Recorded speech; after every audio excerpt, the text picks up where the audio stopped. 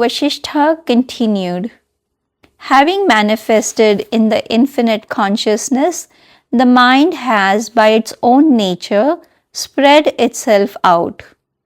By its nature, again, it makes the long appear short and vice versa, and makes one's own appear to be different and vice versa.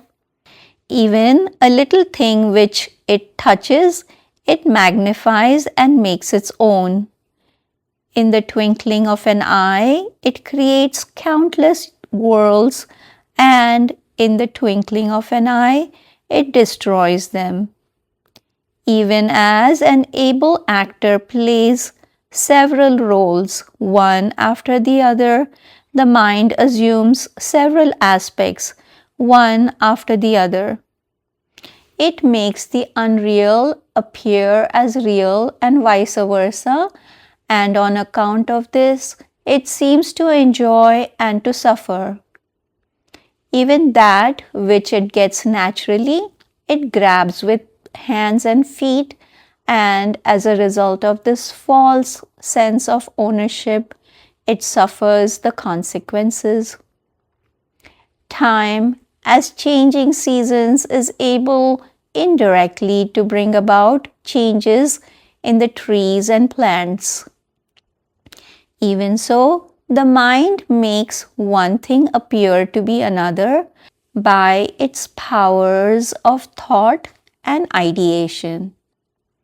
Therefore, even time and space and all things are under the control of the mind, depending upon its intensity or dullness and upon the size, big or small, of the object created or influenced. The mind does what is to be done with some delay or much later. It is not incapable of doing anything whatsoever. The Story of Lavana. Pray, O Rama, listen to another interesting legend to illustrate this.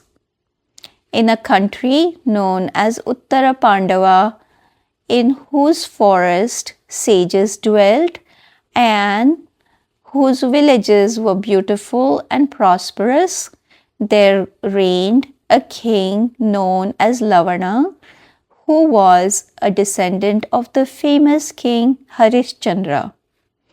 He was righteous, noble, chivalrous, charitable, and in every way a worthy king. His enemies had all been conquered, and his followers could not even think of him without becoming feverish with anxiety. One day, this king went to his court and ascended the throne. After all the ministers and others had paid their homage to him, a juggler entered the court and saluted him. He said to the king, "I shall show you something wonderful." As he waved a bunch of peacock feathers, there entered into the court a cavalier leading an exquisitely beautiful horse. He requested the king to accept it as a gift. The juggler requested the king to ride that horse and roam freely throughout the world. The king also saw the horse. Thereupon, the king closed his eyes and sat motionless. Seeing this, everyone assembled in the court became silent.